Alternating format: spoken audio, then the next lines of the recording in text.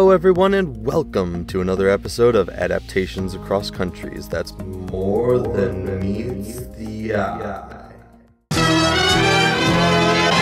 From that intro and title, I'm sure you can guess that today we're covering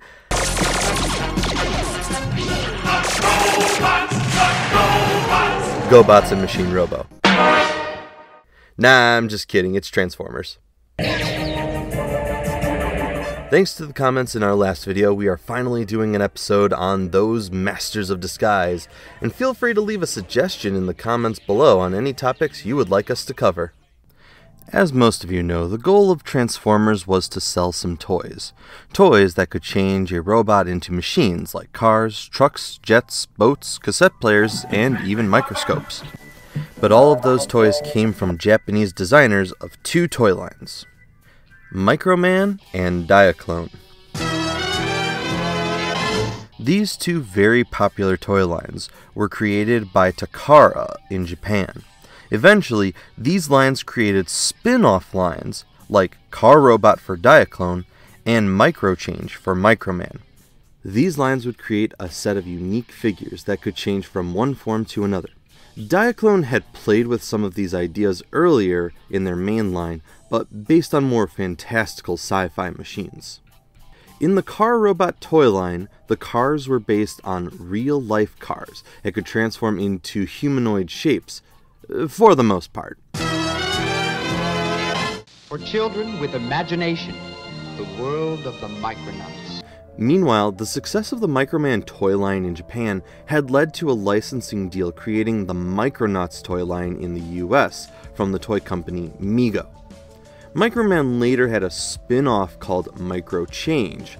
These robots were autonomous, but created by Micromen, and some of the toys show this, like the cassette that can change into a bike minicopter for Micromen to ride on.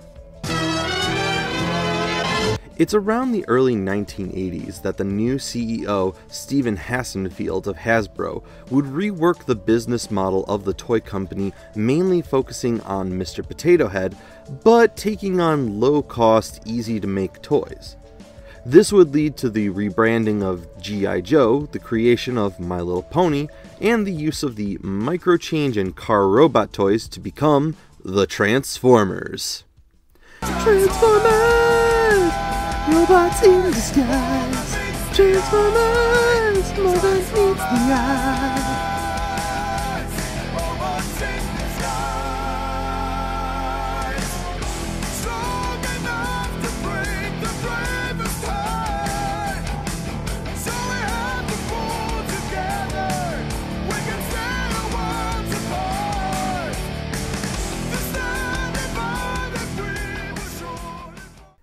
Hasbro would create a multimedia marketing campaign where the toys would get a comic and a TV show. The comic, by Marvel, would premiere first and would serve as the basis for the cartoon later that year. The story of the Transformers would be outlined by Jim Shooter and Denny O'Neil, and fleshed out by Bob Budiansky. The initial 4-issue miniseries would see two warring robot factions, Autobots and Decepticons from the planet Cybertron, take their war to planet Earth.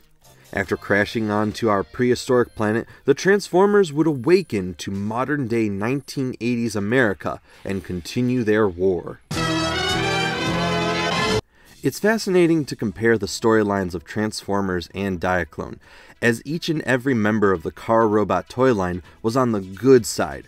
This means that Decepticon characters like Starscream and Devastator were originally helping defend the human race. Now, that's not to say there were no bad guys in Diaclone, but they were very sparse. The Waruda aliens were an evil race bent on taking all of Earth's resource of freeze-on energy. If the Waruda fail, their planet will die out.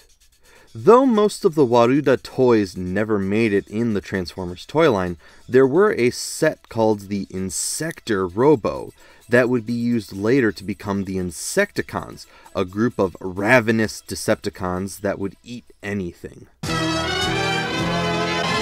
Now, the Microchange line was almost an in-between of Transformers and Diaclone.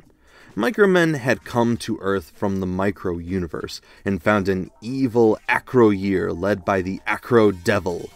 To combat the Acro-Devil, the Micromen would create the Micro-Change, robots that could be hidden as everyday objects, including several guns to protect the children of Earth. 'Cause that's a smart idea. Give a child a gun.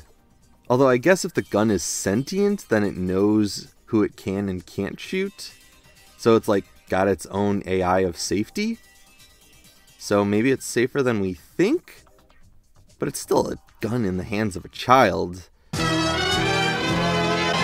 The Marvel comic was originally a 4-issue miniseries, and with its final pages, the Autobots would win, until suddenly, a new Transformer arrives, and appeared to wipe out all of the Autobots in one shot.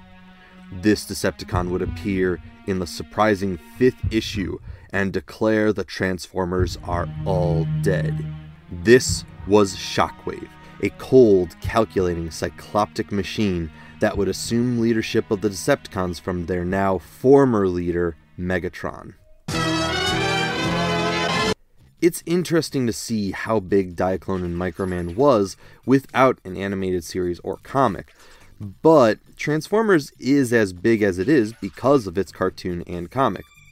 Sadly, despite a reboot of the toy line in 2015, Diaclone never received an anime, unless you count the hilariously bad Korean knockoff movie Diatron 5, but I don't, and neither should you.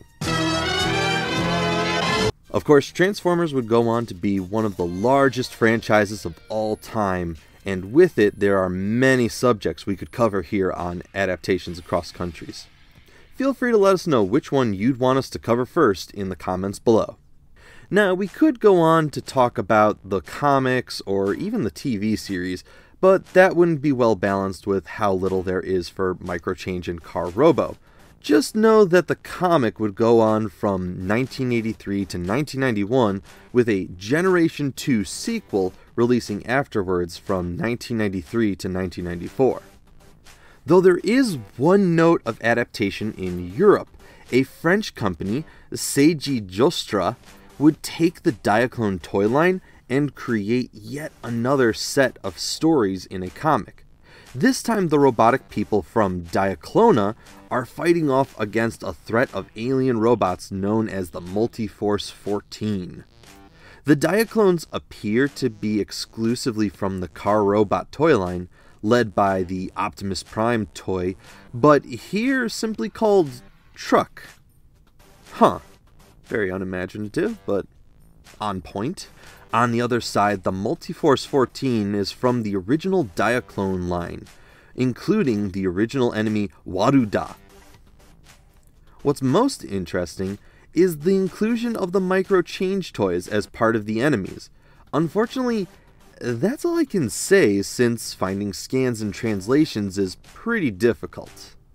It's amazing the imagination that these toys brought to children and adults alike. But with their creative engineering, iconic design, and many stories, it's no surprise these toys are more than meets the eye.